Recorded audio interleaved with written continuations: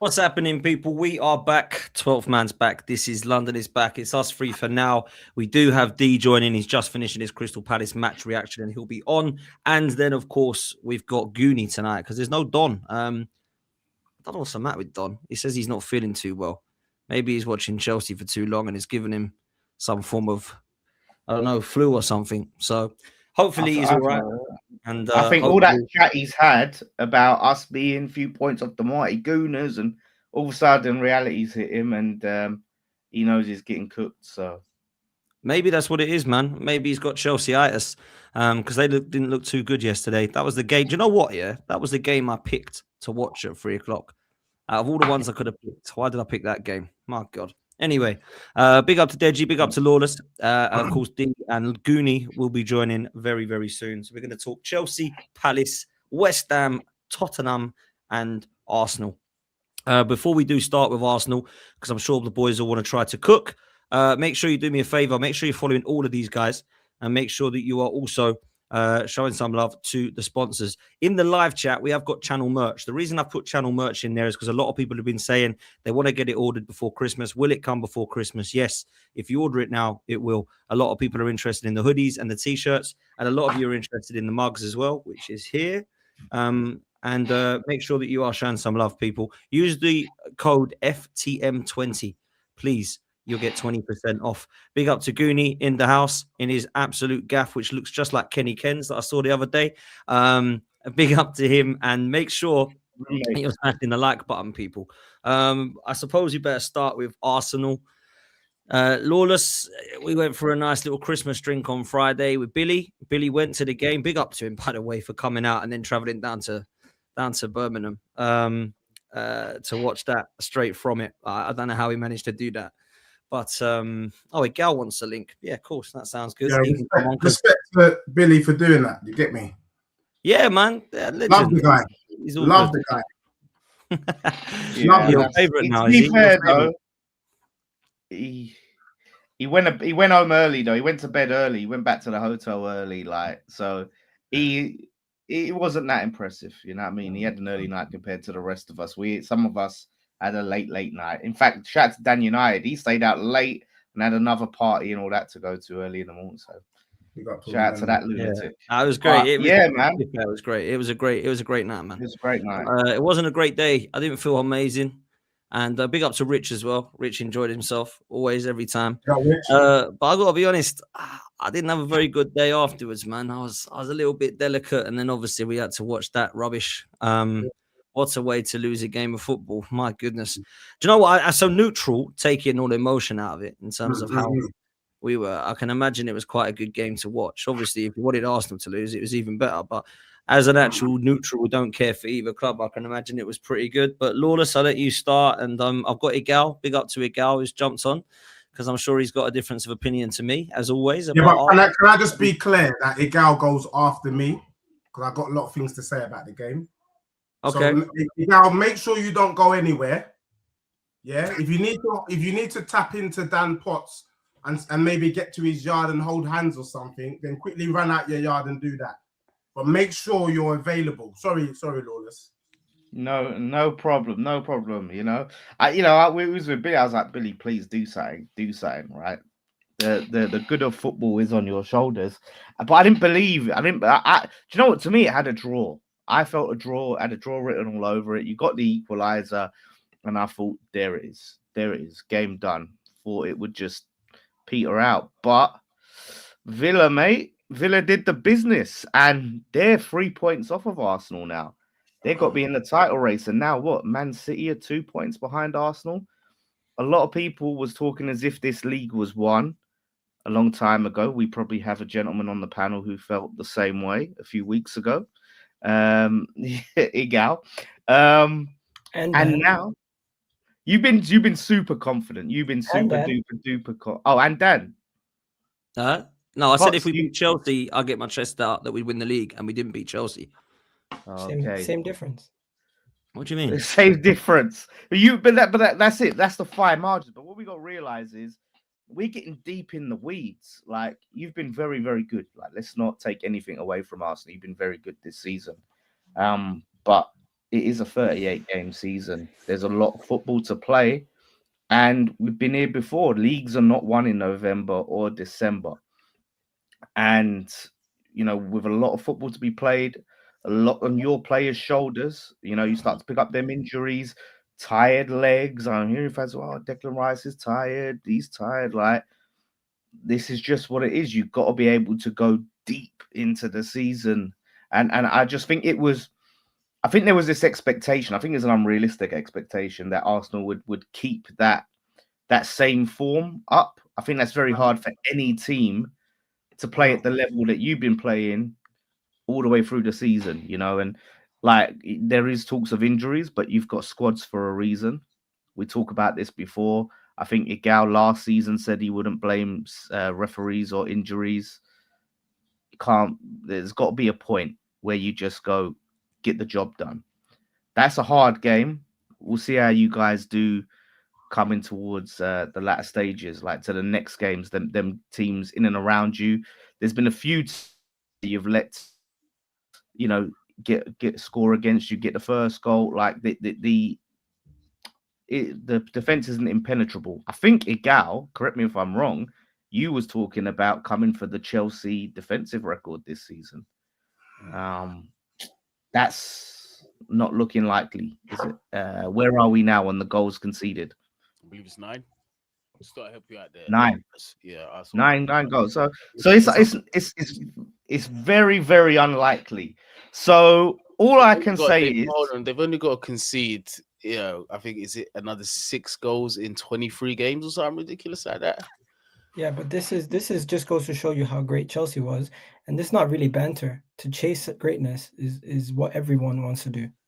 It's never gonna be broken anytime soon. That record is freak-ish, bro, and you know it yourself. Look how good you're playing, and still you're already past halfway of the goals conceded from that season.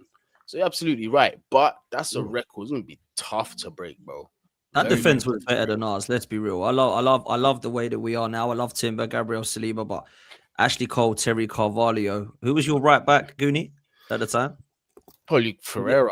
Ferreira was decent. A Porto lad as well. So, look, man, I just gotta be real. It ain't gonna happen. But Deji, me and the girl, will be polite and we'll listen to you because you're up to being in 10th now, so you can start to get your chest out again. So here we go. Let's listen to this. Well, it's only right that both you and the gal have to maybe provide some respect and to fall back because you lost this weekend. Yeah, the only team on the panel. Well, anyway, let me get into it. There's a reason why I call you, man, the spicy Spurs.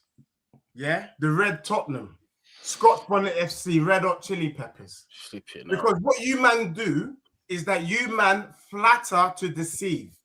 Flattery. What you guys do, and you know what? When I was growing up, I didn't like waste men like you. Where you would talk a big game, but when push came to shove, we knew you weren't really about that. Because really, the people who are about it, guess what? They don't talk. They don't talk. You get what I'm saying? And those in the chat knows what I'm saying. Now, let me tell you about your club shaking your bum. Because that's what you man were doing.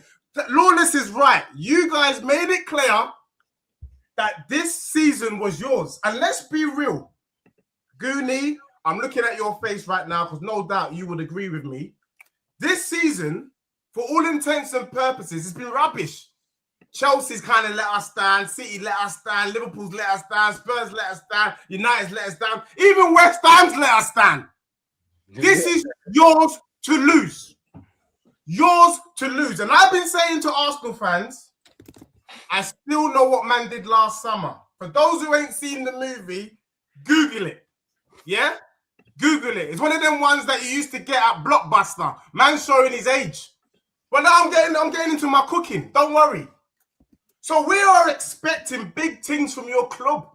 I'm seeing Shiver Me Timbers getting weights off the ball by Ollie Watkins. Shut your mouth.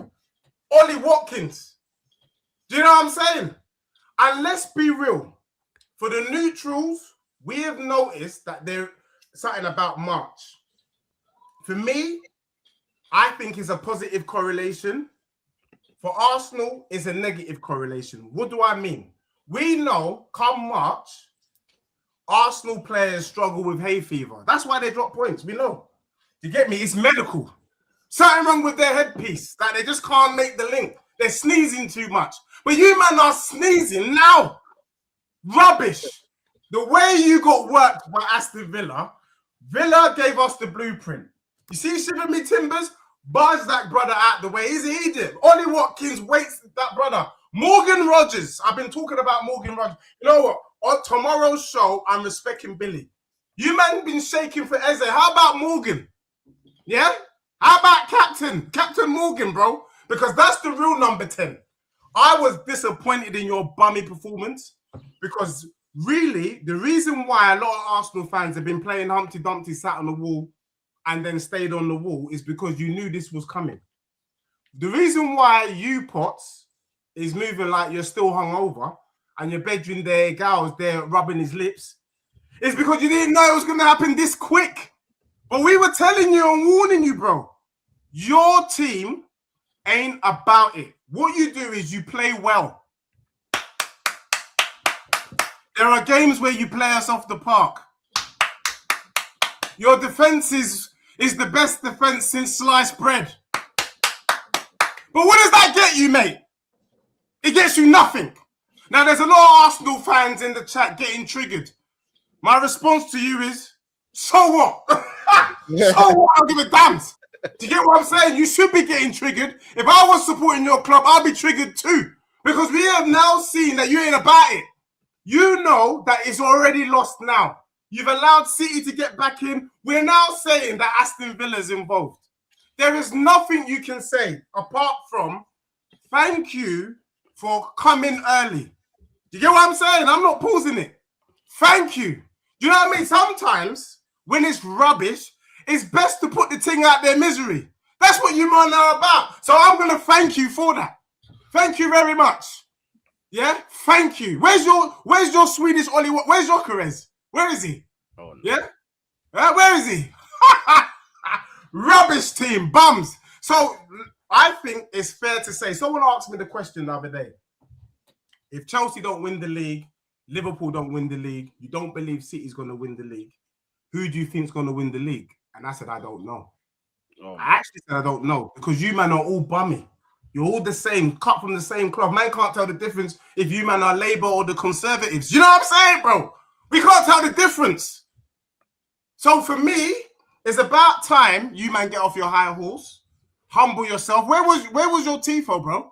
Where was something to show that the man then was charged for the game? Because it's not only Spurs that you need to turn up, bro. Imagine beating Spurs and then not winning since. Rubbish team. Rubbish. So for me, all I'm saying is this. I can see that the wheels are falling up. Look, I can see clearly now the game has gone. Rest in peace, Jimmy Cliff. Because your team is so looking just very dusty, man. You get flattered. You get me? So for me, Dan, Igal, I'll be very worried. Igal, you're not going to do that thing tonight where you're going to pretend that things was all right. Things ain't all right, bro. You can see the cracks, and I need you to be a man today. Not Igal, not the actor, not the comedian, not the showman. Come and speak humbly about your club, saying that you recognize you're in a sorry state of affairs, and then you're hoping that you and Dan Potts can do something. Because if you don't, bro, I can see Crystal Palace getting above you, man. Hold that. All right, so first of all, before I bring a gal in, yeah.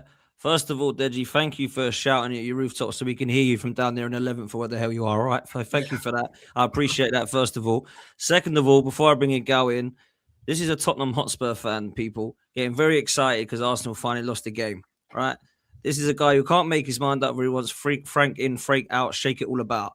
So, Igal, I'll let you go first, and then I'll come in on the performance. Igal, please do follow. Dan, if you don't mind, I wanted to speak about something we spoke about after the game. And if you don't remember, you messaged me and you said it's a mentality issue. I don't think this is a mentality issue. I think this is just a situation where we got beat by the better team on the day. And we can both agree on that. And I think everyone in the panel can agree on that. Now, to the rivals, this is what you guys are supposed to do. You guys are supposed to hate watch Arsenal games. You guys are supposed to expect us to drop off. You guys are supposed to believe that we're not going to do it until we do it. And it's on us to go and show you. And it's not on me. It's on the team and the players. And as fans, if you believe in the team, you continue to support. If you go to the games, you're going to support the team. And I don't think anyone is now writing us off and saying we're not going to win the league now because we dropped points in a couple of games back to back and City are now 2 points behind me. Because I don't think that's what I've heard from you or Deji right now. Deji's saying he has City to win. I think he probably would have said he had City to win when we 7 points clear. So it's not really like I care about validation from rivals. This is what you guys are supposed to do. You guys are supposed to hate on us. You guys are supposed to continuously try to apply pressure and do what you guys do. From Arsenal perspective, this was a poor performance and a result that was deserved, a loss that was deserved. In my opinion, we did not play well enough to start the game. We made the substitutions. Arteta made the right substitutions. Gyökeres and Trossard came on. We looked better. We scored our first goal. Then we couldn't score our second. Credit to Villa. Defensively, they knew they had to get their shape together. And in the last 10, 20 minutes, it looked like they were the only ones that were going to score. I think Arteta made the wrong substitution in taking off Saka for Nani Madueke, but I think that was more to avoid another yellow card or a red card situation. And guess what? You guys are all celebrating right now, but the reality is the game is not, the league's not won in December, October, November. It can be lost in these times. And I don't think we've lost it losing away to Aston Villa. Aston Villa is a tough team, and they've only lost one game. I mean, they've only lost one game in their last 30 games in all competitions away. Anyone who's traveled to their ground, only one team has come back with a win in the last 30 games. I don't even know who that team is, but that's a crazy stat. Can I tell you my quick concerns then, Igal, as to why I messaged you that, right? So I don't know if the rest of the panel in the chat agree with this. We've played 15 games. It's mega early. There's no real pressure yet. But there is a different kind of pressure in terms of making statements, giving rival fans something to actually look at and think, wow, and take a step back with. Those 5 games, we haven't won any of them, Miguel. And those 5 games are Liverpool to try and make a statement against the champions. We lost at Anfield. We could not make a statement against the team that we all know are going to be with us in Manchester City at home because we were too negative, and it was 1-1 last minute in the game, Martinelli. We weren't able to beat Sunderland away at a weekend where Manchester City and Liverpool played each other. Pressure. We weren't able to pull away 9 clear. We're getting fans like me saying, I think Arsenal might win the league if they beat Chelsea. Couldn't do it. And then this weekend against Villa to put on the pressure and not allow Manchester City to now be 2 points behind us. We haven't been able to win again. So that's why I have a question mark over the management and the mentality of the players. When it matters, the pressure, we crumble, brother. We do. All right. Here's my counter to you. If I were to tell you at the beginning of the season, the games that we're going to struggle were against the top 6 and we're going to beat the West Hams, the Fulhams, and the Crystal Palaces, you would have said, you know what? Those were also the games that we struggled to win the league. So which one is it? Because when we beat the likes of Newcastle away, when we beat West Ham, Fulham away, and we beat Crystal Palace at home, everyone's like, you know what? This Arsenal team this season is serious. They're beating the teams that they consistently would have dropped points to in previous seasons in the title race. And as much as we want to talk about Arsenal, losing to Liverpool or dropping points to Man City, in that time period, if I'm not mistaken, we went 18 games unbeaten. You're not going to win every game. Losing to Aston Villa, I think it was a poor performance. We deserve to lose, and we brush ourselves off. People are going to say you can't talk about injuries. Guess what? The performance was impacted by the amount of changes, and some of these players were not able to build up the same way. But that's not an excuse. That's a reality in the context of how you have to deal with the season. Having both your center backs out at the same time can affect you. Having your third best center back and not having any height in that back line affects the long balls and the ability to clear the ball at the end of the game. And I do think composure at the end of the game cost us. And I'm not sitting here going crazy. I don't think we can sit here and say mentality issues, because that same mentality was what got us these past couple wins. That same approach was what got us these wins. The difference was the personnel, Dan. It's not always about a mental thing. Gal, you can't sit there and tell me and all the other people that we've got no, 1 second. You can't tell us that we've got the best squad in the world and then complain because our centre backs are too small to head the ball. Three centre backs out, Dan. That is all our height in the back line is off the pitch. all our height is gone. Was that why we lost the game? I'm saying that does have an impact. What about our attack? Speak on our attack. We should go on and lose because we have 3 centre backs out. I'm just saying, eventually, we need to stop saying everything's an excuse. And when we analyze the game, as you do, you can mention these things without saying, you know what? Regardless, I felt like we could have still done better. Regardless, I still believe maybe we should have done way better than that. But I'm not sitting here blindly saying, you know what? All these changes are not going to affect us. Yeah, Dan, you know what? You're seeing it slowly affect us. Chelsea away. You see in the set piece issue. You see the Aston Villa game, the issue. Even versus Bayern, you've seen how direct they were and how easy it was for them to get from one end to the other against us. To be honest, as well, I've got to agree with Igal and a lot of stuff that he said. And if we're really, really being honest, and I say this begrudgingly, people, I don't feel good saying this at all. Any team to lose Saliba and Gabriel, who at the minute, in my opinion, are 2 of Europe's best centre-backs, potentially at this moment in time, it's going to hurt you, 100%. It doesn't matter who you are. Deji, I've got to say it's a similar principle. You see, you remove Caicedo from that Chelsea midfield, we don't look like the same team. It's the same principle to any team you go. When you lose your mainstays in your team, especially your top qualities, the level's going to drop. The level's going to drop. Rooney, you're 100% correct. If these 2 brothers would give every other team that bly. But the truth of the matter is, you're holding them. Okay. Once again, that's bullshit. These man don't want to. Respectfully, they that's don't want to hear bullshit. about injuries. No, that's bullshit. That's bullshit. They don't want to hear That's absolute bullshit. No, because Deji, Deji. Do you hear any Tottenham? Can I just say something? We did a preview. And I spoke about all your injuries. No Tottenham fans said, "Oh, by the way, we didn't have Maddison at the Emirates the other day. Oh, we didn't have Kulusevski." You didn't hear that. We took the 4-1 defeat. We did 2 previews, bro. You played who you played, and you beat us. How about you fall back? You talk. No, let me tell you, Goonie. Guys, did anyone hear me say I didn't deserve to lose? No. Let me tell you what these men were doing. Did anyone hear me say this is an excuse? And this is the reason why we didn't win. No, I said regardless of that. Let me say my piece. Deji, don't go. No, you're not going on your tangent. This is not. I'm going to say my piece. I'm responding to Goonie though. I'm saying my piece. I'm responding to Goonie. No. Let me chat to my bedroom. When it comes to Arsenal, you shut off your brain and you just let me chat to my bedroom, Goonie. Goonie, let me tell you what these man done. Yeah. These man said the difference between this season and every other season where they finished second without a trophy is that they've got a squad now. They've got depth. That's what this, not me. Okay. Igal is one of the biggest culprits. We've got, guess what he said? We've got cover. Can you imagine that? I'm saying your cover's dusty. Man said that's why they're going to win the league. So you can't say you've got cover and then start moaning or be moaning about the injuries or agreeing with a rival fan who might be getting it wrong. You were quite happy with your squad. You can have cover. Right? 1 second. You were happy. 2008 Barcelona had cover, but guess what? You take out Messi, you take out some of their players, they're still not going to have the same level of performances. Any team has great players. Those great players are out of the team. Your team's going to not look the same. You're going to have to play slightly different. Now, I'm not saying Arsenal is the best team in the world. We're the best everything. We have everything covered in every single position.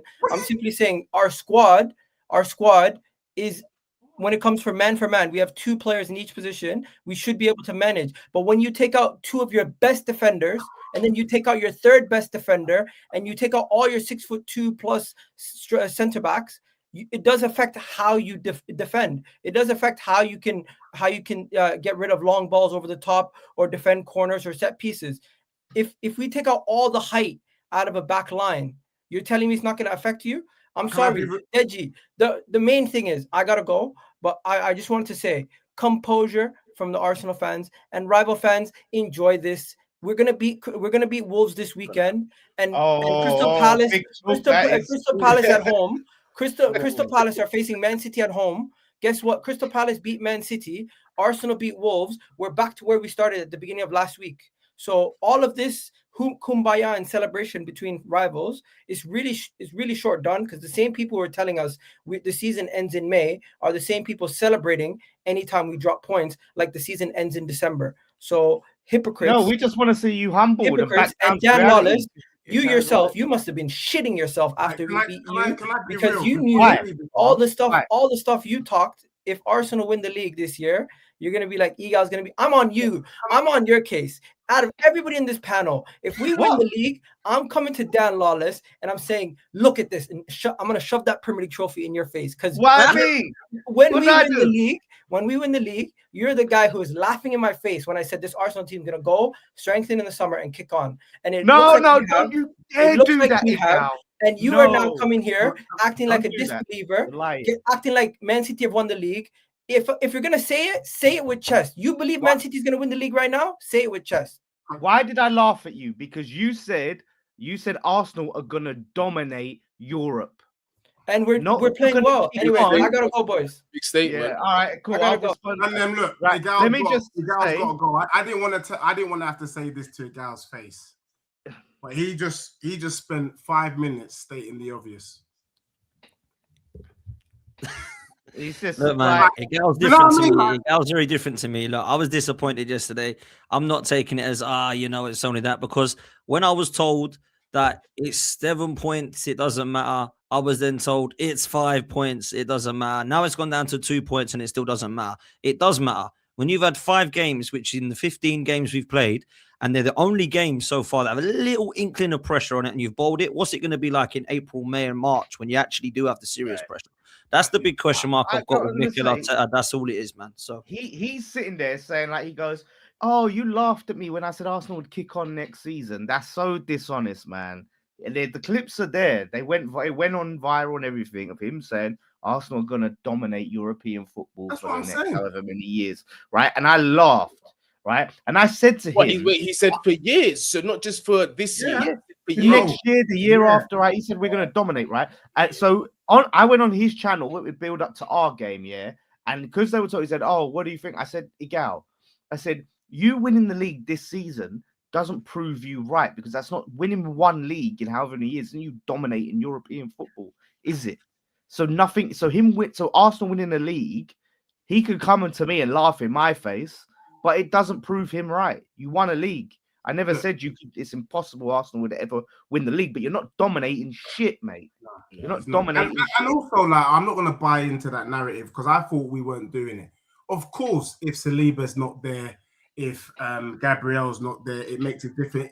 You lose your best players, yeah. But we've all said and we all agreed that injuries is not an excuse. And Egal was the biggest bum shaker that said that there's no weakness in this Arsenal team because they have the best squad in the Prem. So if you got the best squad, you ain't gonna start moaning when 1 or 2 players are out. No, shut your mouth. Right, everyone, we could all do that, and it'll be a boring convo. Because at the same time, Deji, if you're, I get it, the defenders are missing, but then what's been exposed is your attack aren't as good as you think they are. Because really, the defense has been doing the heavy lifting. Take the defenders out, where you realize, wow, okay, the attack's not. I don't rate Gyökeres. I'm sorry, I don't rate him, man. I know he didn't start. Not been rating him. I said from day dot, he's really not that guy. But, you know, a lot of these Arsenal fans, including Dan, they like to lie to themselves. And, you know, you just have to leave them. Do you get what I'm saying? The truth of the matter is, and I know it's you know, Dan understands. And, you know, that's why, Dan, you know, you're my brother for life. And you're one of the realists. Look, you got giddy. And it's normal. You thought for a moment that you had changed. That's what it was. That's why you're disappointed, because you thought this time it would be different. Bro, you're the same team, bro, with the same mental issues. You get me? And when I'm talking about mentality, it's the truth. When Arsenal get close to something, that's when they bottle it. It's called Spursy. That's what the definition of Spursy is. When you get close, you can just grab it and then you let it go. This time round, where it's even the biggest bottle, the biggest level of bum, is that we were expecting this in March. You're doing it now. You're doing it now. And Saliba and Gabriel ain't enough, because that's why you brought in Mascara. You understand? That's why you brought those brothers in. yeah, so that this weren't going to be a reason. That's why you've got Incapi. You get me? Yeah, that's why you got these brothers. So I'm not going to hear that crap.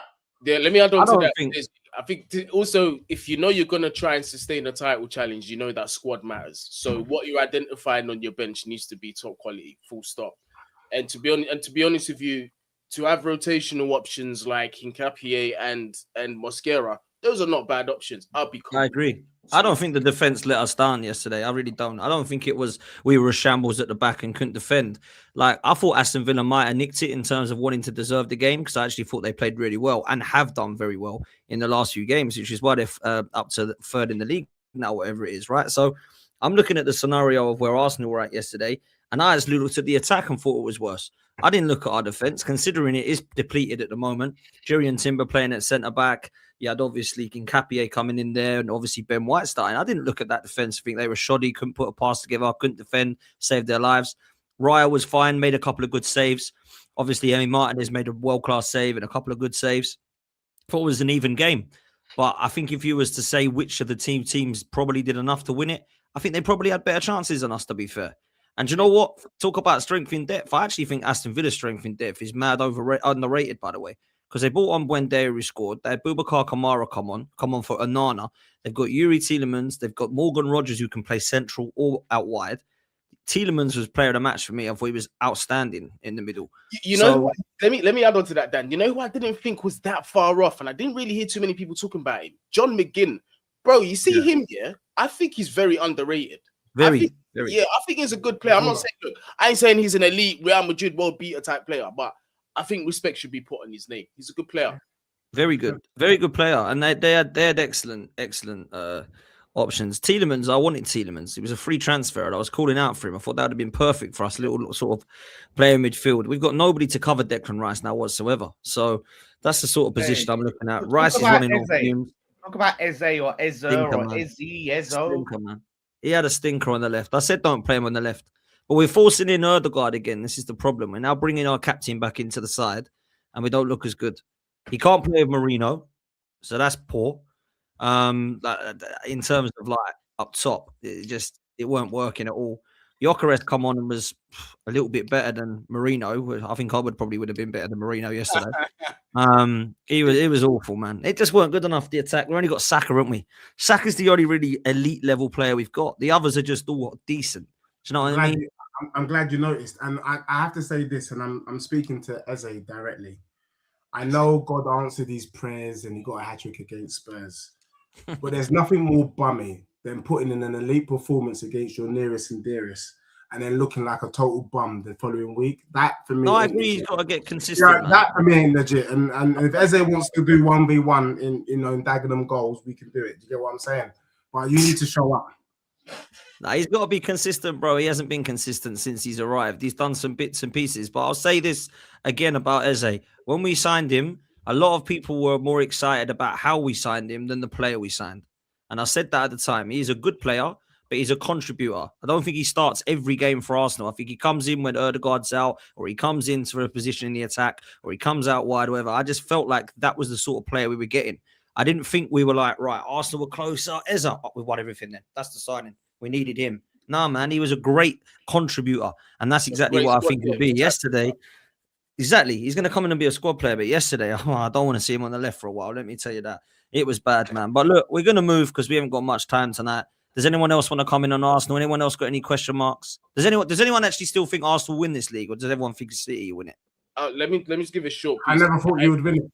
Okay, do you think City? Too much. I'll give you a short piece. So I'll say this, yeah. Ever since the first season I ever jumped on Troops is back again, I learned a very, very harsh lesson. And that was definitely take your time with it. There was a moment where Chelsea under Thomas Tuchel were absolutely flying before Christmas. Yeah. Reece James, Chilwell were just absolutely elite. Everything was clicking. The second those two got injured, our season was basically over. It's not good to make these judgments before January, which is why also I've been tweeting, right? This season, I'm not going to say nothing too damning about Chelsea until the 1st of January, until I've seen enough football. And I'm still standing on that. But I think you're in a very dangerous position where the quality is there, but it's keeping your quality fit. And what I mean by that is you've already lost Gabriel, you've already lost Saliba. Declan Rice, from what I'm seeing, is being overplayed. I'm seeing similarities and parallels between how Kante was treated at Chelsea, between how Declan Rice is starting to be treated. You know what I mean? If Arteta does not manage Declan Rice's injuries, the drop between the next player who's going to come in to replace Declan Rice is astronomical. And that's more saying about the quality of Declan Rice. You must manage his fitness, because the second he's gone, if he's gone for a sustained 5, 6, 7 games in the Premier League, you might be in big trouble. You might be in big trouble. So it's going to be interesting to see how Arteta manages this squad between now and obviously the end of the season, because I think that's also another big red flag for me in terms of why Arteta is not going to get it over the line. It's his management of particular players. He's also now, you know, according to a lot of Arsenal fans, I'm not saying you, but a lot of Arsenal fans are saying the squad depth is a lot better. So the excuses are running a lot thinner now. So now you've got better squad depth. Let's see how he uses it. He's got no excuses. And just to say, Goonie, Arsenal fans have all said, including Dan, there is no excuse not to win the league.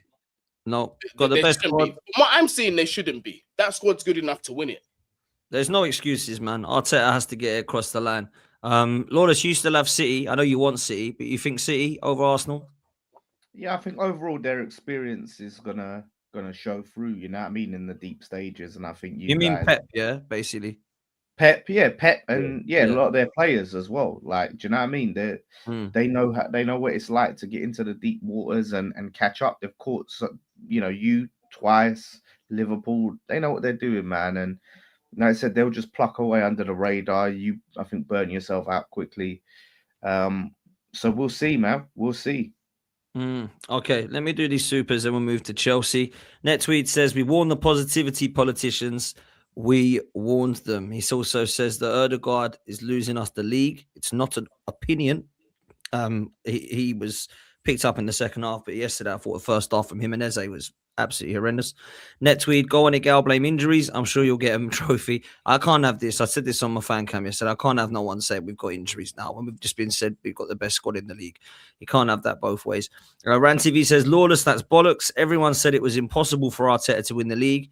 Igal and the so-called top gooners are the ones who backed him. Well, to be fair, they didn't back him this season, to be fair. Ran TV, they backed him for 5 years. I've been told we're winning the league for the last 3 years by these Arsenal fans, and I've never really felt it. The only time I've ever felt it, to be fair, is this season, where I genuinely did believe that I could have some chest and justifiably have some chest if we would have gone 9 points clear. But we didn't. We didn't beat Chelsea, and now we find ourselves 2 points clear within a week. That's how quickly it changes. Josh Smith says, McGinn in the bracket with Milner underrated. Yeah, I'm going to say James Milner's very underrated and one of the better players that we've seen. I'm not sure if McGinn's even at that Milner level, but I certainly do believe he's an underrated player and one that was very good yesterday. In fact, the whole of that midfield dominated us, if I'm honest. D will be here very, very soon. We'll move to Chelsea, Goonie. I was nearly falling asleep in your game, bruv, but all I will say is this.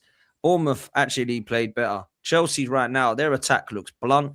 Defensively ain't good enough. And when Caicedo is out in the midfield, it don't look too great in midfield at the moment. And although Cole Palmer's back, I'm still not sure I rate this Chelsea side to the level of where some of your fans rate it. Like, I do think that you've got excellent midfield when it's all fit. And I think you can, on your day, with Palmer, beat anybody. But other than that, you've got an attack that I don't think looks like a title-winning attack. And your defence, when it's fit with Fofana and Colwell, I'm not sure is like the elite level of Chelsea of old with Terry and Carvalho, but I certainly think it's better than Tosin and what's it called, Chalobah. So what are you telling me about this Chelsea side? What did you make of the game yesterday, brother?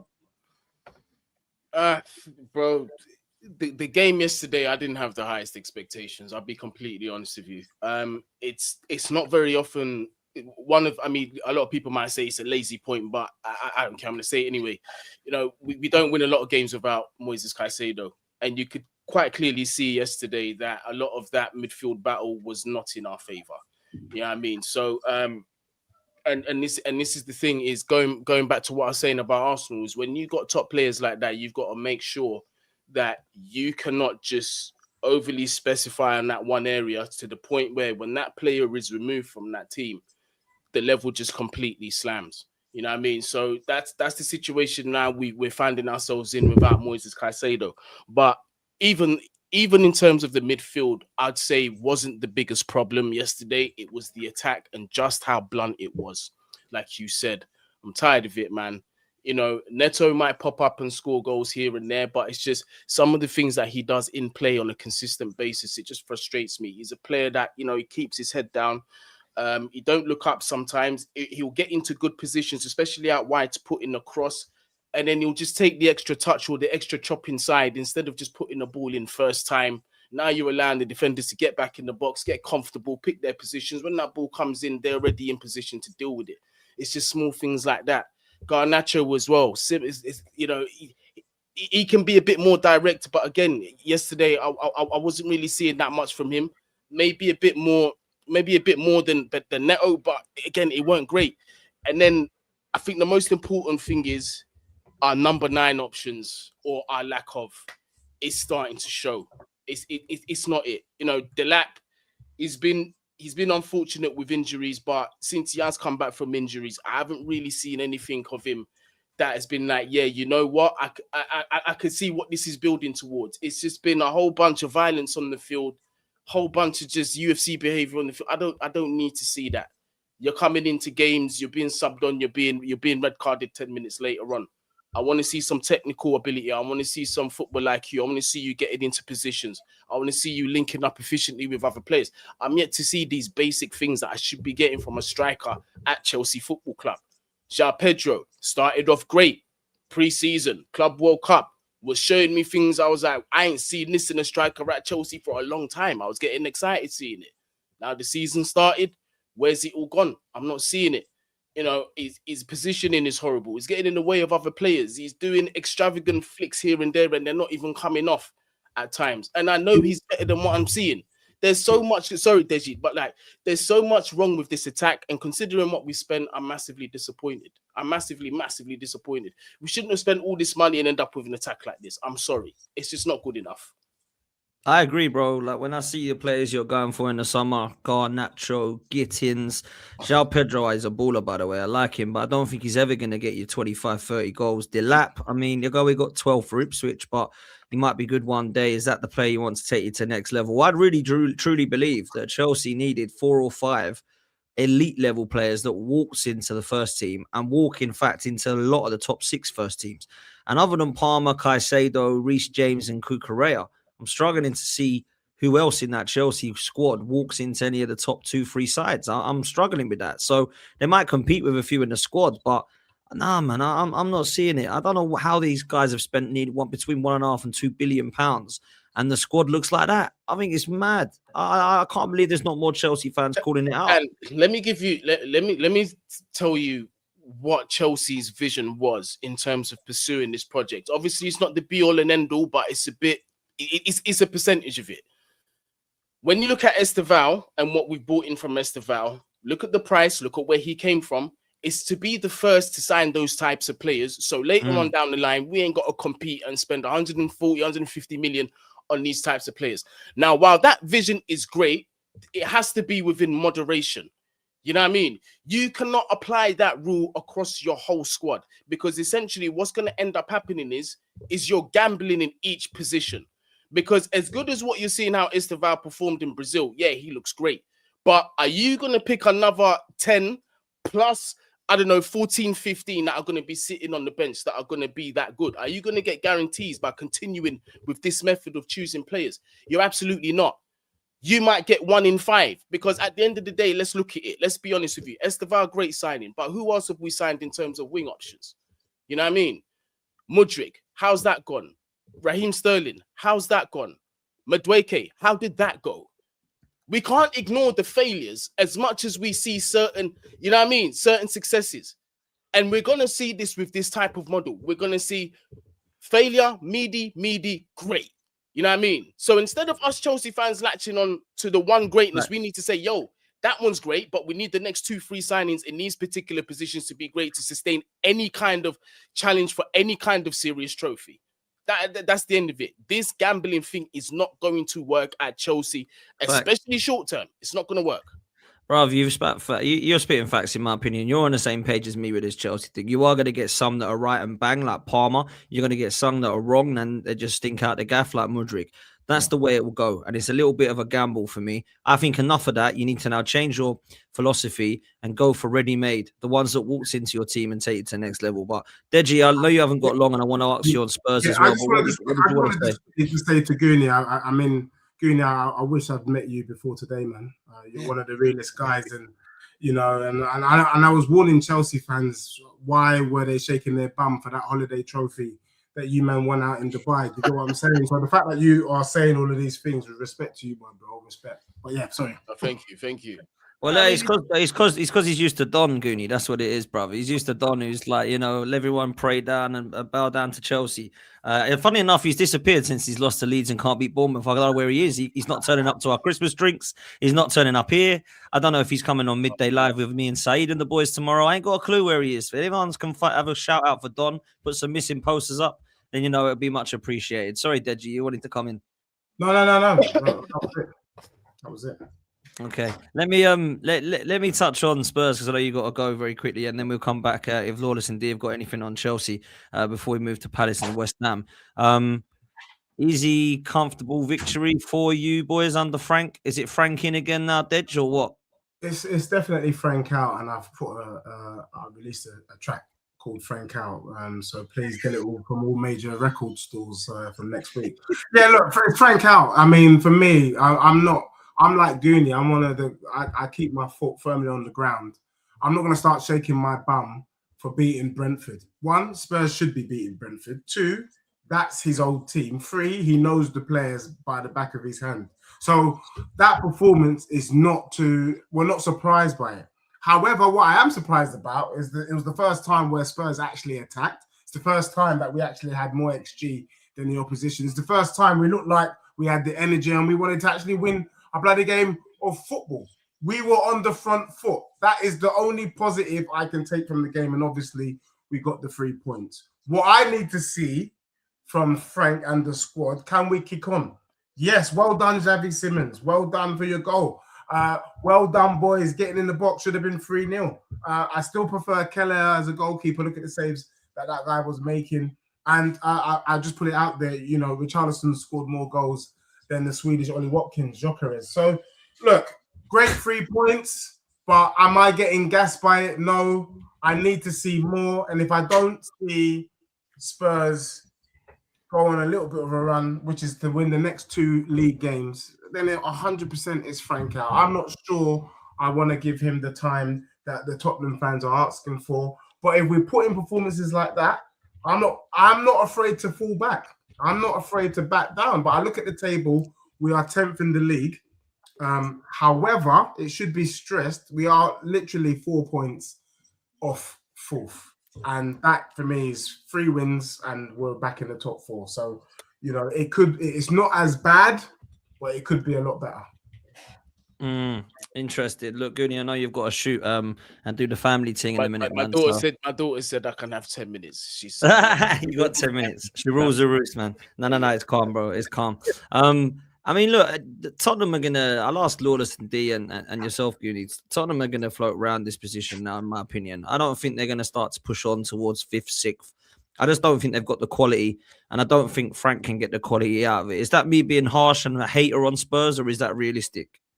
I think it's realistic. I don't disagree. That's about it. Yeah, that's it. Really. Yeah, I think it's realistic. They don't have the players, I don't think, to push anything any further. Saying that, I don't know what Deji thought about it. I thought the team selection was a bit more positive against Brentford in terms of having attackers out on the pitch. You saw Xavi Simons starting the number 10 positions, and you had Kudus, and who else was it? Cordamani and, you know, Richarlison. He tried to put all the attackers as possible, so it was a bit more attacking in terms of players and his approach. So, but then again, he knows Brentford, as Deji said. He knows the players well. It's about how he performs, how the team performs on a consistent basis. And so far, the level for Tottenham standards is not good enough, especially at home.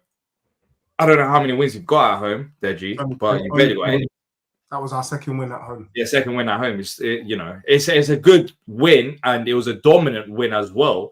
I thought Tottenham handled Brentford well, and it was like the first win of saying, you know what, well done, Spurs. Especially at home, you've only won 2 games anyways. It's the 2nd win, so that was impressive. But they have to be more consistent, as well as they have to back Frank as well. Even if it's not Frank, those players are not good enough.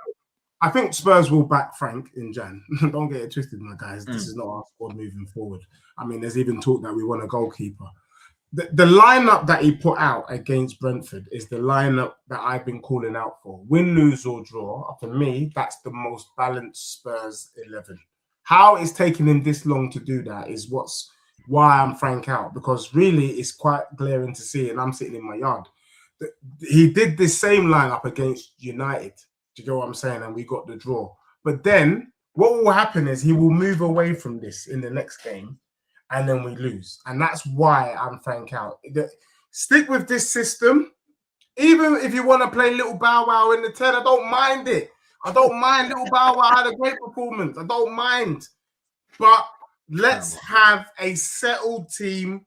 Let's have some chemistry, some rhythm, and see Wagwan. At the moment, there's a lot of chopping and changing. Every week it's chopping and changing, and it's affecting the rhythm of the team. So I'm hoping let's see something more settled now moving forward. I thought Archie Gray had a good performance. We're doing the same, Goonie. We're relying on potential to get us through games, and you can't rely on potential. But if those potential come good, then it was a gamble worth taking. Do you get what I'm saying? But Tottenham now need to go out in the transfer market. No more up-and-comers. 5 30 men. And the big statement would be if we get Semenyo over the line. I don't think Semenyo's going to Spurs, but we'll move on from there. Let's quickly ask Deep. Let's quickly ask Deep because Deji thinks that Glasner's going to Spurs and should go to Tottenham. And I think Glasner is an incredible manager for what he's done at Palace. And today, bruv, I didn't watch the game. I was with my niece and nephew, but apparently, yeah, you keep moving on. Another win, and you're back up to 4th, bruv. And Lawless don't want to admit it, but he's hurting inside right now. I know he is. He looks like he's a finished guy. He looks. Yeah, he doesn't. He's not well, to be fair to him. Big up for coming on, but I wanted Palace to win. I wanted Palace to win. He needed us to win, didn't he? I have to say this for Deep, and I will watch back. I said at the beginning of the season on this very show that I wouldn't be surprised if Bournemouth or Crystal Palace finish in a Champions League spot, provided that they don't have injuries. Because I think on paper and in reality, there's not many teams that can beat Crystal Palace first 11. But I'm happy to pull it a stretch further, D, because you're my guy, bro. I think you man are involved, That doesn't mean you're gonna win. But I think you man are involved. If you keep that team fit, you are involved. And I can see you man galloping and chasing down the red Tottenham, the spicy Spurs, Scotch bonnet, red hot chili peppers. See, that's why you're my guy. That's what I'm saying. That's why when it comes to Tottenham, like we all know, like you have the infrastructure to be a great side. Like you got the stadium, you got the training facilities. That's what I'm saying. We're both sleeping. We're both sleeping on our potential. So exactly. We both know. We both have the same vision. So I like what you're saying. Sorry, Deji's got to go now, but you won't be able to suck him off anymore. Deji's got to show off. So, you need to change the show from "This is London" to "This is Cringe." Like, yeah, you need to change it. Glazing each other's teams, man. Oh, your team's so good. Oh, your team's also good. Oh yeah, right. Deji, I'll see you tomorrow on the Race for Europe show at 8. See you then, bruv. Take it easy. Big up to you. Yeah, obviously, what I was saying is I wanted Palace to win, obviously, to pull Fulham back down so we can catch Fulham. I actually watched the game, to be fair. I watched quite a bit of the game. The first goal from Palace, I thought was some quality play for sure. But don't get to it. It was a very competitive game, and Fulham were quite unfortunate. Obviously, the Smith Rowe offside was quite unlucky, and it could have been a very different result. And in watching it, it looked like Fulham could go and catch the winner. It was quite end to end. It was a bit ropey, but I think it was near the You watched the same game, right? What? Yeah, could catch the winner in the second half. Yeah, I thought they was catching on the counter attack. Yeah, there was times Adrian Rhodes, and did they not have a goal? Did they not get a goal? No, that's what I'm saying. They watched the same game. I'm not even talking about. I was just looking based on what you said because I watched the game, of course, from minute 1 to minute last. And Fulham in the second half had 0.24 xG, and Palace had 1.0. Did they not have a Smith Rowe offside? That was that was offside. Yeah, that didn't count because it was offside. But they Okay, didn't but I'm create saying anything. it's fine margins, isn't it? I thought, Fine margins. well, we created more chances than Fulham. We had few very good chances in front of goal. Yeah, you had some good chances, but it Lads, took. sorry to cut you. I've got a run though. No worries, bro. No worries, bro. So I got to respond to that call there. You know what I mean? Yeah. And big up yourself, Lawless. Big up yourself, D, too, man. Deji, Igal as well. Everybody in the chat, make sure you smash that thumbs up, yeah, and make sure you subscribe to the channel. All of that good Big stuff. up, Goonie. Legend. Bless. Thanks for Yeah, coming take into care, cover, bro. bro. Legendary, bro. Take care, man. Yeah, it took it took the set piece, and I'm not holding anything against it. But what I'm saying is, this decisive victory, as it seems like for a team where you are Fulham, you know what I mean, should be quite. At the end of the day, you got the win, right? I'm not taking away. That's the most important thing. What I'm trying to say is that wasn't the most convincing of wins. That's all I'm saying. Yeah. Can I add the context now to it? Because you removed all the context apart from it.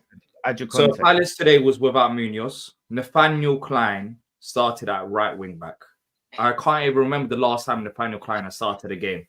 Palace also missing Ismail Assar from injury.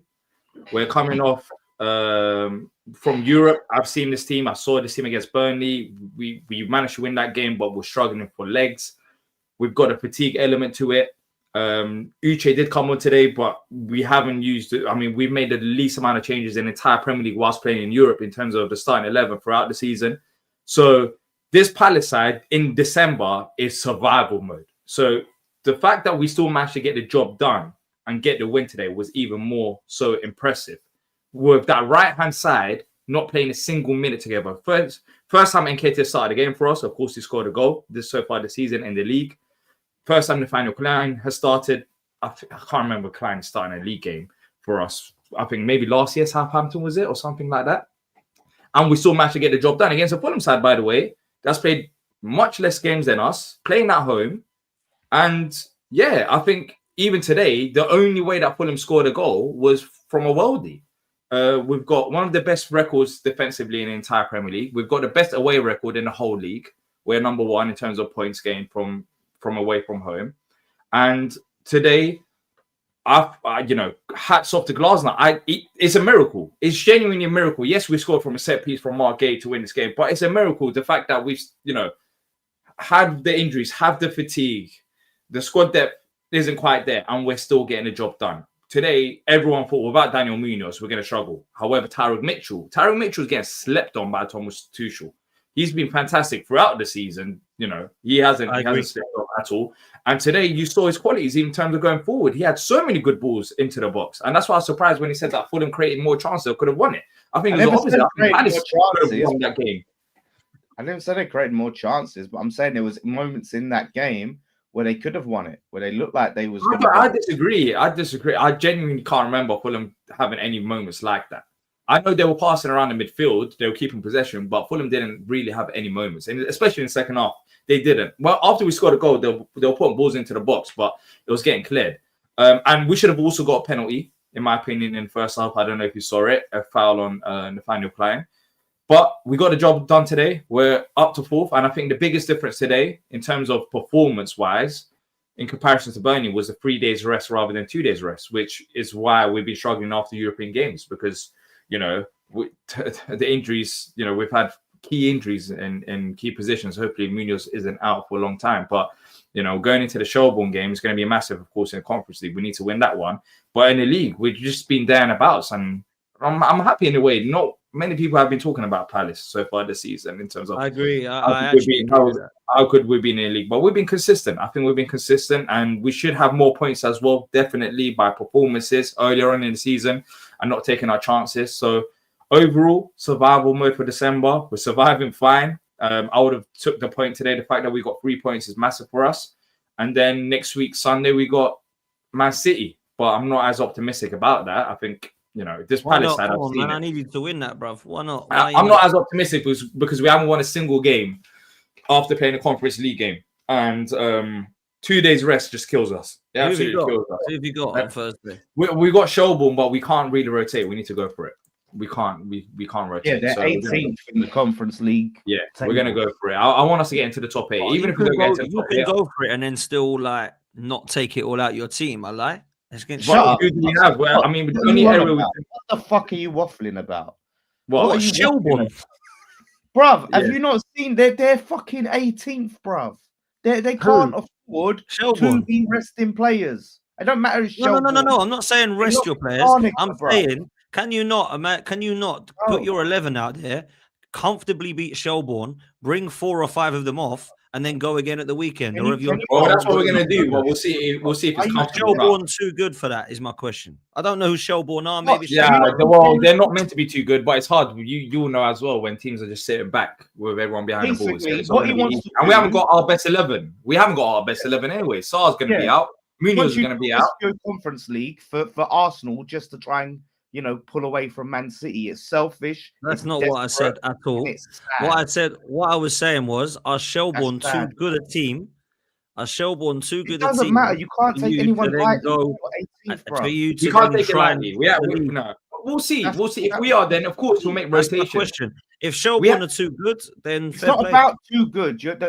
This is the point, Potts. Yeah, you can't take anyone lightly when you're 18th, right? They can't take a risk. I never that said take they them go lightly. and rest, but you are taking them because you're just saying, "Oh, they're too good." And Do I you know want you're me to doing tell you what they should do? you're Do you being want me to tell you what they facetious. can do? They You're can being put their best 11 out, which is what they should do against Shelbourne. They could go 2-0 up quite comfortably. Is it a home D or away? No, away.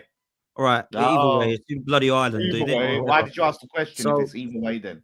If it's either Well, way, why because did at home it would be even more so, right? But even you... away, But it's not either way then, is to it? Ireland, I mean, it's not like they've got much of a flight there, have they? Really? Yeah, they could No, probably bloody swim it. So let's be real. They play their first 11 and they take their 5 players off. They want to rest for the weekend when they're 2-0 up. That's what they should be doing. We could do, and I think if it's not 2-0, if it was 3-0 up, Glasgow will do that. But let's see if we can. Let's see if we can reach that level. Strasbourg, we should have won that game. We didn't win that game. We missed 2 open goals on top of massive chances. Forget about the open goals. We missed so many chances. So if we do take our chances, if we're 2-3-0 up, then maybe, yeah, that could happen. But we haven't won a game after playing in the Conference League. Saying that, we can't really afford to drop points against Shelbourne, whereas we don't want to. Of course, Glasgow approaches every game with a winning mentality. And Munoz should be back for that game, which will be massive. But if we drew against City, for example, and I think we can get something out of the City game. I'm not saying I think a win will be a struggle based on history in the Conference League game so far, but we'll still be there and abouts. However, in the Conference League, we've only got 2 more games remaining. In the Premier League, there's so many games.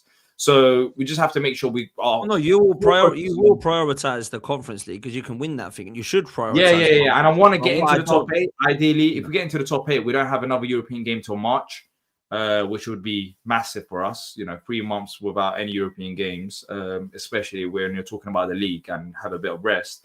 If we don't get into the top 8, then we'll have a Conference League game late Feb.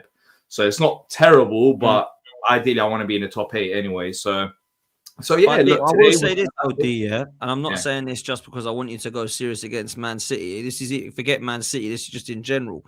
Like, there's literally, bruv, 3-4 points between like 4th and like 13th.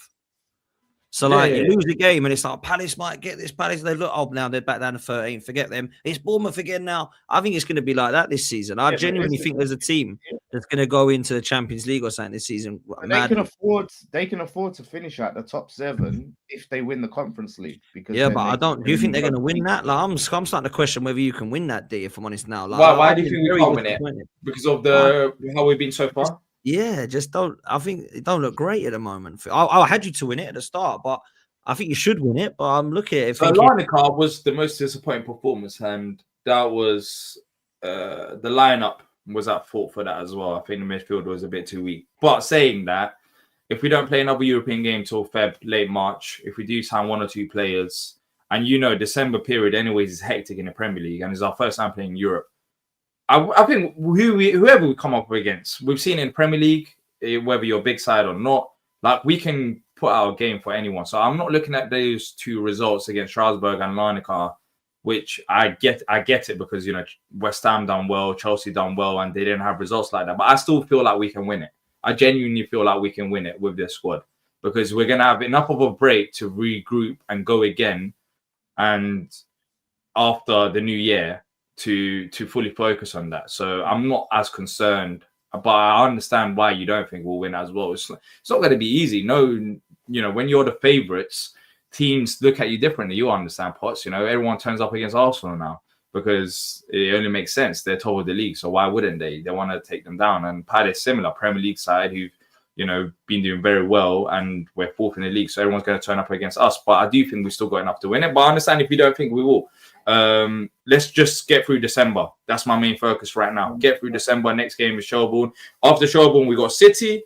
Then we've got another Conference League game at home on a Thursday. Then we've got 1 day rest.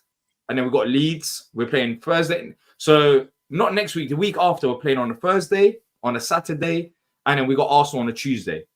So we've been playing 3 games a week, throughout this month. You're gonna drop off. Our success is hurting us. Our success is hurting us in terms of rest. But thankfully, we're getting through them okay. Even though we lost against United, we're still, as I said, we're still fourth. We could be higher and have more points. You won't be there in the season, though. Let's be real, right? Because everything that you've said, you won't be anywhere near fourth. You won't be anywhere. Why don't you think so?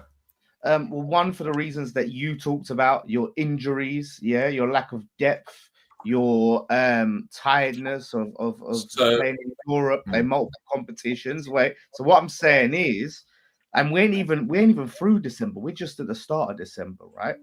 So come through the other side, the toll is even heavier. And you're talking about players that you're missing and why you drop. We're talking about Fulham.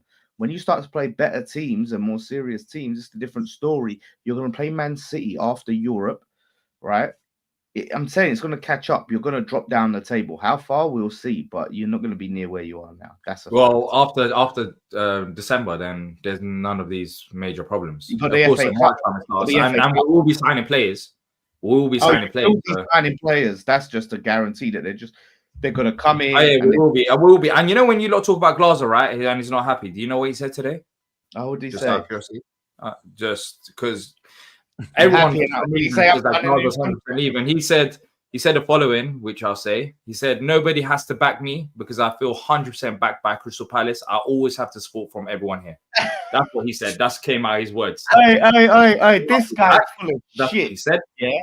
He's full of shit. Listen to this, He basically had a talking to. He got a talking to after last week's interview, everything is in your face to be a good boy. Go out.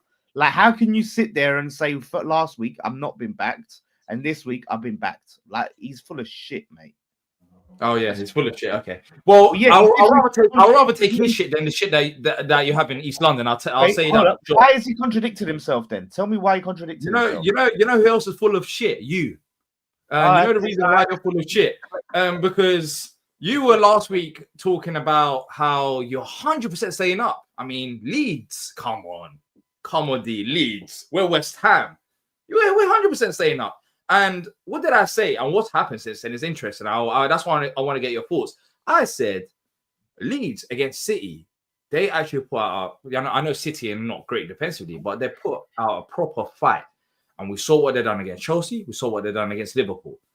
Since those comments. And right now, there's one team in a relegation zone.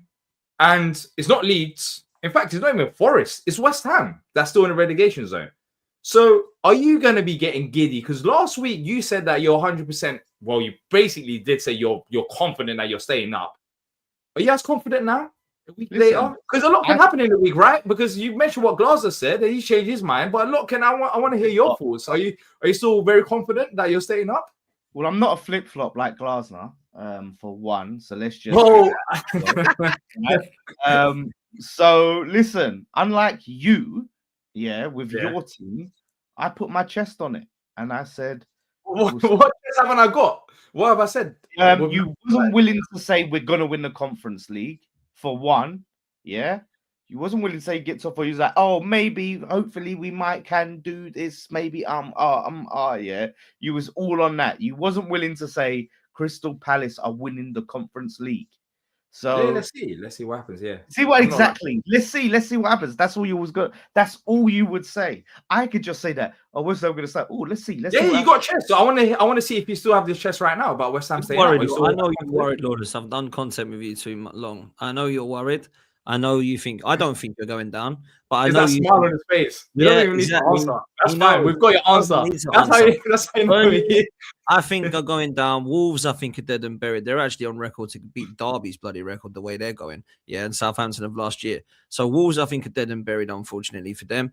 Burnley, I don't think Scott Parker's got the squad or the know-how to keep them up. And if I'm honest with you, I truly do believe it will be Leeds. But when you've got Man City, Chelsea, and Liverpool, and you take 4 points, and let's be real, probably should have taken another one off of Manchester City. Leeds have actually shown a little bit more fight. West Ham, I didn't think you were bad today in what I saw. I only saw the second half, but I thought you were all right. Jared Bowen's the reason I think he will stay up, because I truly do think he will just win you some games on his own. So I think he's quality. But I would be worried if I was a West Ham fan right now. And it's not looking good the way that you're playing. I don't think it's looking great with your kind of future. I don't know what's happening with the fans and the protest. That seems to have gone quiet again now. So you must surely be worried. You must be. Well, the protest hasn't gone quiet. We had to postpone our protest against Liverpool because Billy Bonds died. So, you know, we put that aside as we do. But they're still going to be going. The thing is, for me, yeah, I'm not Nuno out. I like Nuno. I question Nuno. The decisions that he makes, the game management, like we'll score and then try and see out a 1-goal lead, which you can't do, and you just invite on pressure. You know, we were asking for that equalizer. You know, we can talk about VAR or whatever, but it was coming. Same way when we went 2-0 up against Bournemouth and we just sat back, invited on pressure. You can't do that. When we equalized against Man United, we should have went for the winner, but we took off Wilson and we brought on Kilman. You know, like you can't do that. And then I look today, is his lineup. He drops Potts, he drops Magassa, and starts Rodriguez and that. And people are saying like, oh, but you know, there's a lot of football and all of this stuff. We played for Wednesday or Thursday, whenever we fucking played. Yeah, I don't give a shit, mate. We play just in the Premier League. We're not even a Carabao anymore. Just in the Prem. I'm not hearing that we have to rest and take or and drop 20-year-olds at this stage of the season. He brought off Fernandez, who was our best player today, right? Why? Oh, need rest because there's a lot of games. Like, we're not in any other competitions. I'm sorry. Who did you lose to in the Carabao Cup? No, we went out against fucking Wolves first game. Yeah. I think Wolves have won like 2 games this whole year. One of them was against West Ham, which was funny. Yeah, oh like, my God. that's what I'm saying. So I genuinely didn't know that either. I completely forgot. Yeah, I remember. I remember. Yeah. I think they were out of the Carabao Cup before we were in it. So yeah, that was a funny thing about it. They were out of it in August. But it's funny because hold up, not Lawless, hold up, Potts. When Nuno first joined, maybe he could push on to Europe. He's done that with Wolves. He's done that with Forest. But this flip-flop, this clown, now wants to sit on here, talk about, oh, you know, he's not good enough. I've got question marks over Nuno. I think He just loves to flip-flop. He talks about my manager flip-flopping. Okay. Flip-flopping, because last week they were 100% staying up, and now it's like, oh, I don't know about Nuno. I'm criticizing decisions. Yeah. Wait, when you criticize the lineup against Larnaca, yeah, you'll get your European football, no? Sorry, is that you turning on Glasner because you criticize his lineup against Larnaca? Like you literally no. But so it's I think let's get it straight. Glasner and Nuno are a whole different stratosphere. So it's different when I talk about Glasner. I'm criticizing decision making. Yeah, I'm Nuno here. I still back Nuno. I'm criticizing why we have to rest players. Yeah, it's like imagine Arsenal, right? You're going for the league, yeah, and you go, oh well, we played Thursday, now we're playing Sunday, so let's rest Rice, let's rest Saka. Like, no, you're not going to, because you need to win them games. You going for the league is the same as us trying to stay up, because it's important. In fact, it's more important for us to stay up than it is for you to win the league, because next season you can go again. You get another go at it. We don't get another go. We have to go. We're in the Championship next season. So it's more important for us to stay up than our league. So we should be playing our best fucking players every single week. I don't care. We're not Nuno. Don't take your anger out on us. Like, we get it, but we're not Nuno. Flipping hell, that's slapping your table. I'm just getting you for Nuno, not for us. Fernandes was balling, like, and he takes him No, off. but it makes sense though. Lawless, I'm sorry, but it doesn't make sense. I'm talking from what I've seen so far this season in terms of us playing in Europe. You haven't played in Europe, so that's fine in terms of this season, right? But when you have played in Europe, you could see how much of an impact 2 days rest has in comparison to even 3 days. So if you played on a Thursday and you're playing on a Sunday, it does make sense because I've seen it firsthand with us in terms of struggling to get the best out of the So players. why don't we drop why don't we drop Wan-Bissaka? Why don't we play Carl Well, Walker-Peters? I guess it depends on each individual player's fitness levels, which you wouldn't know about. And Avrapanos, Bowen. Yeah, but clearly they're not. Clearly they are fitter than Fernandes. No, like I'm not having it. And what about Potts and you don't have Magassa? to have it, but Magassa just had a man of the match performance against Man United. Where do we carry that momentum into the next game? No, he gets dropped. Like it don't make sense. And this is the problem. We're never going to build up any fucking momentum if we keep over rotating. Like we got Aston Villa at home now, which is going to be very hard. I don't want to see no fucking Rodriguez in the lineup. I don't want to see that guy anywhere near my team again. He's terrible, yeah, man. He was okay. I see fans like glazing him today. West Ham fans. He was good because his standards are so fucking low. He has an okay game, and all of a sudden, like, no, just give him praise. No, he should not be starting. I'm not having it. So you ain't going to go down. I think me and D are more confident you won't go down than you. D thinks we're going. No. I'm not. Why do you think they're going to go down? I said it last week. I said it last week on the show. I said we need to stop discrediting Leeds. I think Leeds are definitely up there. And Forest. Wait, hold up. Why are you just mentioning Leeds? Leeds ain't the only team in the battle. Forest and Fulham are also. Forest. I don't know about Fulham. I think Fulham have got too much individual quality. I think. I'm not putting Fulham in that category. If you want to, what do you mean? What do you mean? You can buy points. I'm saying you can. I understand why you will, but from what I've seen from Fulham so far this season, no, they haven't been great. Fulham have individual quality. We don't. No. But Fulham have more. I've seen more from Fulham this season than I have from the Leeds, Forest, West Ham group. There, I think Fulham will be fine. Fulham will be fine. Fulham's but manager. Let me explain something to you. Yeah, Marco Silva's out of contract at the end of the season. Yeah, right. He's probably going. Now, take it from me, as I've been in this situation twice. Yeah. Past Christmas, once you get to that January and you know the manager's not staying, it has an effect on the team. I've seen it twice, right? So we can all sit there and you don't want to look at context. You don't look at them little things. You just want to go, oh, they got too much or they've been good so far this season. As it gets going and you look at Fulham, like if we beat Fulham, we've got them in a couple of weeks, then it's going to change. So let's see how they do against, they've got Burnley away. They've got Newcastle away. They've got Forest at home. Then they've got us, right? Let's see how they come out of those games before we declare them safe. Yeah. No, I agree with that. I think they will be safe. From what I've seen from Fulham so far this season, I know what you've said. This is more hopium. I understand for your hopium, but I've seen enough from Fulham this season to say that they will be safe. You just want to hype them up to make your win look better. That's all. Not necessarily. I don't need to make my win look better. I think the table speaks for itself. I don't really care about the win. I've not been stunned by any of the teams below Brentford. I've got to be real with you. I've not been like wowed. But Sean Dyche, I think, will keep Forest up, and they do have some quality. Nuno should be able to, which is why I've got West Ham to stay up. But why should he? Why should he? I know he has done. Just because Nuno's system, it can be, when he gets it right, it can be hard to beat. Like we've seen that with Wolves and with Forest. And like, I just think Burnley and Wolves will struggle. Leeds, I just don't know that they have got the quality, and Farker, I'm not too sure. But they have really impressed me in the last couple of games, so I could be wrong. But I just feel like they're the three that will go down. But the other team that Lawler said were down there was obviously David Moyes' Everton. Where are they?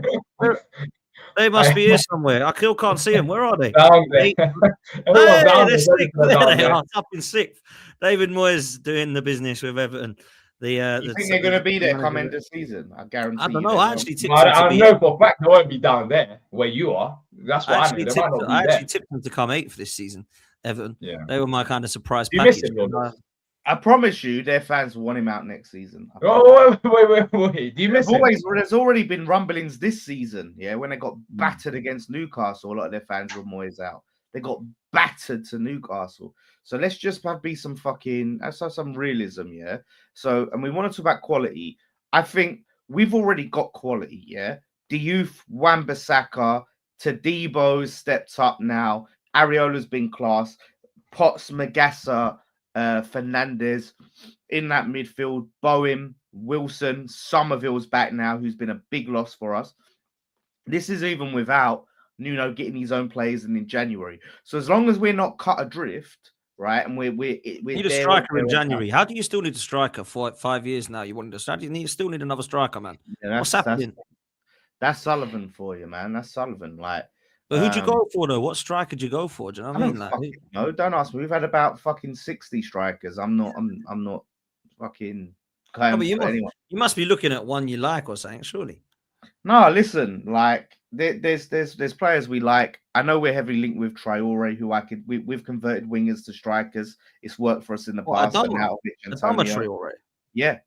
Oh no, that's Nuno's boy. That's Nuno's boy. Traore. That's what you're looking at to keep you. That's Nuno's boy, mate. That's. Are you talking about you need a is that going to be your striker, like as a finisher? Do you know how bad he is in front of goal? I know he's bad as a finisher, but here's the thing: we've had this debate, right? Antonio wasn't a world-class finisher, but you know what he did? He occupied defenders, right, and allowed space for the other attackers. So he was a handful. He'll basically be Antonio Mark II, right? No, he wouldn't. You know what I mean? No, he wouldn't. Antonio is a better finisher than Adama Traore. There's not. You're not doing that. I'm sorry. We didn't rely. I'm sorry. Again, you had a few open shouts. Antonio is a better finisher than Adama Traore. Once again, your whole team is kicking in. Not by much, but the point is, yes, what I'm saying is, yes, he is. How are you saying that? As a West Ham fan, how are you saying that Antonio isn't? I never said that. Open up your ears. Open up your ears, right? Give them a good old clean and listen to what the hell I'm saying. That is a clean. I'm hearing. What I'm saying is, Antonio still wasn't an amazing finisher. What I'm saying is, his role will be occupying defenders, causing backlines problems, and allowing players like Bowen to clean up with the goals, right? Am I saying that's my first choice dream? Whatever, no, but that's Nuno's player. What I want is Nuno to get his players in. Then we can judge him. We can judge Nuno once he gets his signings. Right now, he's got some good players and some shit that was signed by, previous managers. If he wants fucking Traore, I'm backing it. Whoever he wants, because then we can say, cool, this is what you wanted. Now make it happen, right? So I'm not mad at it. That's all I'm saying. If we're in touching distance, and come January, we get his signings in, then we can kick on. Do you reckon you're staying up? You didn't really answer the question. You said all about your transfer business, everything. But that wasn't really we'll see. Let's see. Let's see. I know D. Like, let's see. Oh, you want to do me? You ain't going down, bro. You ain't going down. You can keep saying that. I'm not saying they're going down, but I'm not saying they're staying up. Yeah, because you don't want to say anything. You don't want to put your chest on anything. No. I don't want to say no. I don't want to say my point. You don't want to say we're going down. No. I literally proved my point by what's happening in this week. I literally said the reason why. I'll say it again. I'm not gonna for certain to keep you say you're staying up. I'm not for certain to saying that you're gonna go down. I think there's something in that lead side. I'm not even including Forest there. I think there's something in that lead side that they have a threat, and they have been struggling, yes, but they clearly got a bit of togetherness from what I've seen in the last 3 games that you're discrediting. And I don't know how long that's going to go on for. I'll see. But I can't for certainty. I don't know how you do it. I don't know how for certainty you're saying West Ham will be staying up. Yes, no, I'm not saying for certainty. It's just struggled at Wolves. Let's not forget this. Nuno could have potentially relegated Wolves. I agree, D, but I'm not saying they're dead cert. I'm saying that I just don't believe they'll go down. It's like I can believe that Arsenal have got the best squad and can go win the league, but I'm like dead certainty. Absolutely not, because we know what Arteta's done before, right? I'm like that with West Ham. I've seen West Ham go down to the Championship before. It's not an uncertainty they won't go down, but for me, when I'm looking at it right now, I just don't rate this lead side to finish ahead of West Ham. Yeah, Forest, yeah. In terms of quality, I think individual quality, I think. Yeah, Bro, that's what I'm etc. at. stands out. Look, I But don't want Leeds going down. I don't want Leeds Yeah. going down. I like Leeds, right? yeah, I think we all want West Ham going down, right? I personally don't want West Ham to go down because Yeah, I don't. I actually don't want West Ham. then to we go down. lose Lawless. Do you know what I mean? Yeah, exactly. Yeah, that's gonna be so But sad. I We're don't gonna have Lawless particularly for like you, I West don't Ham. even know. but- Yeah, yeah, that's gonna be. It's gonna be. Imagine West Ham go down and Millwall go up. That is just gonna Oh, be. imagine. I promise you, yeah, Millwall will drop off. Millwall will drop off. And I Coventry hope go up, Coventry go up with Frank Lampard managing. Do you know what I mean?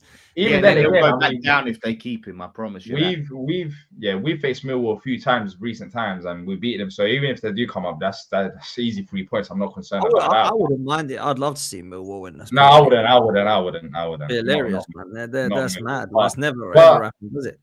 Yeah, look, Lawless, your next few games, actually, your December's looking tricky. You got some, some winnable games as well. But who have you got? I was literally just going through the list. Oh, you got Villa next, then you got City, then you got Fulham, which clearly you don't rate as highly, That's so you the should be able to beat six-pointer. them, right? Yeah. Then you got Brighton, and then you got Wolves. You got Forest. You got Wolves and Forest back to back. Like, we'll see. I think we'll know. You got to by- win them free, bruv. You got to win Yeah, them free. You got yeah, to beat early Fulham, Jan. Wolves, and Yeah. Forest. Early Yeah, game, we we'll know. beat them 3. You'll be all right. So Then we you'll be beat all right. Forest so far, right? And we beat Burnley, right? So the teams around us, them teams that we need to take, so far we've taken 3 points off of. So we take 3 points off Fulham. Who Forest. did he beat Forest under? Who was the manager? Who was Graham Potter was the manager, yeah. No, not Graham Potter. He was Forest's manager when you beat them. Nuno. Yeah. Yeah, because he knew he was coming. It's not even just that. I think this Forest side right now under Daesh, even though they lost against Everton, it wasn't a great performance. And once again, they're crying. And I do want Forest to get relegated the most. I've said this from the start of the season. For Marinakis to get humbled. I think they cried again to the PGML, whatever you call it, about a push and saying how that was a reckless challenge. I don't know. They always cry every other week. But under Daesh, it's going to be a different challenge. So I wouldn't be as certain. They are a bit. You beat them because of your current manager under Graham Potter. So that guy is now managing your team. I've got to be real. They are pathetic, bruv. Like that Forest thing, complaining about stuff. They're just embarrassing now. Like they honestly, man. We'll speak to Wolfie tomorrow about it, man. Feel free to jump on D if you're about tomorrow, by the way, Monday at 8. But yeah, man, like Wolfie, even Wolfie will admit that is. But look, man, we're gonna come to go on. Just quickly. Wolves, yeah. I think they're down. But their performance under Rob Edwards, let's see what they do tomorrow against United. They have improved. Mate, if Man United don't win, yeah. They have improved. I'm not talking about Man United, but I'm saying by the time they face you, of course, if they keep losing games, then confidence may drop. But their performances have improved. Like, they're not as bad in terms of actual performances, results-wise they are. But even against Villa, for example, they gave them a real good game, and we're praising how good Villa are. So that's another team that I'm looking at to see at that stage of the season. Around the 6th of January, they're going to have a few more weeks with Rob Edwards training and building up maybe some momentum. You got some difficult games. I'm praying for you. I am praying for you. And I'm looking down there. Yeah. Just must win. What about realism for West Ham? Well, What? I think that's what we were discussing in terms of where we think they'll be realistically. I do think they'll float around relegation, but I don't think they will go down. But that's my opinion. D thinks they might struggle. I think it is like, it's not mad to say that, West Ham might go down. I don't think that's a crazy thing to say at all. But, like for where you were when you were under Moyes, so going down in the Championship, I'm sorry, man. That's just quickly. How much do you think Gay is worth? Let's say you move the contract situation. How much do you think is worth in today's market? Let's say Gay had like 3 years left on his deal. How much do you think Mark Gay is worth? About 75 mil, 80 mil. Okay, can I get an apology from you? Why? Because you lot used to take the piss out of me when I used to put these price tag on players, and it's come out of your mouth. Like, when was that? That was 4 years ago. No. But Gay, he has been that player, and it's only time that's given more notice to people. We've said it all along. I've said it. If he was on a long contract now, then yeah, he would be. But this kid was about 19 when you said he was 75. No, he was not 19. He was not 19. Well, how old is he now? How old is like 20, 25? So he was about 20 then, 21. Yeah. This was years ago. But Palace were banking on the fact that he's 20 and he was playing that good. And that's the reason why I was saying around the £70 million mark. Right now, he's one of the best centre-backs in the league. No, I think he has been probably in team of the season so far. It's between obviously Gabriel, but he's out right now. But for me, I think him and Malik Chow from Newcastle, I think they're the two that have impressed me the most. Outside of like, I can't wait to see what he does. By the way, when he moves to a top club, it's going to be the same as Elisa. When people are now raving on about Elisa, saying, "Oh wow, he's improved so much from Palace." No, he hasn't. Elisa is still the same player he was at Bayern Munich. He's a baller. He's a baller, man. He's a baller. He's just performing. I don't know, man. He's going to Liverpool or what? Like, where's he going to go? No. In January, he's not going anywhere. He's not going anywhere in January. No. But I'm talking about when he does go in the summer. Is he going to? I don't know why he would go to Liverpool. I wonder if he's going to go back to Chelsea. You know? Nah, I don't even think so. I think he might go somewhere abroad. I think Bayern Munich have been asking. There's been a few other top European clubs. I think he might do an Elise and go abroad. Bro, Real Madrid were after Kanate, and he's had a stinker. Yeah. Wonder if they'll go for Gehi, bro. Yeah, £50 million or something like that. Real Madrid. Not Real Madrid, Liverpool. Apparently, you can get Kanate for £50 million.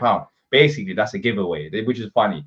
But yeah, I think Gehi's unreal talent. And next season, I'm telling you, when he moves away from Palace, people are going to realize he's a great defender. He's always been a great defender, but on the ball, he's something else. He's something else. I always liked him, man. I always liked him. Always liked him wherever I see him. When I see him at Chelsea, Swansea, Palace, I like Maxence Lacroix as well. I think he's a good centre half. So yeah, I'm upgrade on Anderson for sure. Yeah, 100% he is. 100%. You got Adam Wharton as well.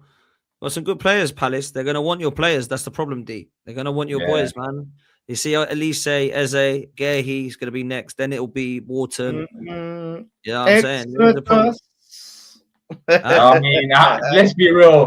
You have been scaring me about this for years. And we've only gone and improved every single. They're going to want our manager. Oh, Eze is going to go. Zaha's going to go. Elise is going to go. Elise is gone. Eze is gone. Zaha's gone. Wan-Bissaka left as well. A few years, all that time back. We've only improved, so I'm not as concerned as you lot are. But yeah, if you didn't know how to run a football club, if we didn't have competent people, then I would be concerned. But funny enough, losing Elise, Eze, well, you would think no way. But as I said, I don't know if we'll end up there end of the season. But we're doing very well with a thin squad. Let's see who replaces Glasner as your manager. Let's see if Glasner ends up leaving, because you're dead certain about that, and I'm not. So yeah, let's see. Let's see who replaces West Ham in the Premier League once we get relegated. That'll be interesting. Would it be Coventry still or anyone else? You're putting your chest on it, yeah? You're putting your by the way, we had a leavers party. I don't know if there'll be any content coming from that, but we had a leavers party for Lawless and potentially what do you call it, Wolfie. But yeah, on what day was it? Was it Saturday? Friday. Yeah, it was Friday. Yeah, we had a leavers party. It was very fun. Everyone said their goodbyes to Lawless. In case he gets relegated, we had, it was a great social event. Went a few different places and yeah, look, we said it then, we'll say it today, and we'll say it on the next show. I destroyed D at all the games. You'll forever be missed. And it was a great leavers party. Hats off to Dan Potts. He's never done that for any other relegated side potentially, but I think deep down he knows how much of a struggle you'll be. So he held. It was a great event. It was a great event. Yeah, it was a great event. I slapped D in every game at the fairground. Yeah. I felt bad for him, so I was like, "Go ahead, Lawless, man. At least you haven't seen your team win. At least you feel some satisfaction of a win yourself." So that's what happened, and yeah, we had a great party, and hopefully at the end of the season we can have another one once it's officially confirmed as well, and we can just wave a goodbye properly. A proper goodbye. That will be proper goodbye. We just it was like a preliminary goodbye. But... If we get relegated in the summer one, I'm not paying for a single drink. Everyone needs to buy me a drink. I don't think you'll turn up. Would he still turn up? I'm not Don. I'm not Don. Okay. Yeah, Don doesn't get relegated. There's a difference between you and Don. Yeah, but you get officially relegated. But we'll still have to have you on these shows. So I don't know how. Maybe as a commentator, Do you know sign language or something? Maybe you can just be the host, and you can host with us. Yeah, exactly. Yeah, that could be a shout. Yeah. I do know sign language.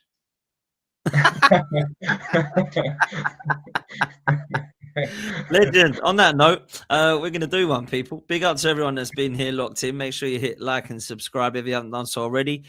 D Palace, Back of the Nest, Lawless Live, West Ham Fan TV, and of course this Football's 12th Man. Please make sure that you check out the channel merch that is pinned in the live chat now, and of course in the description.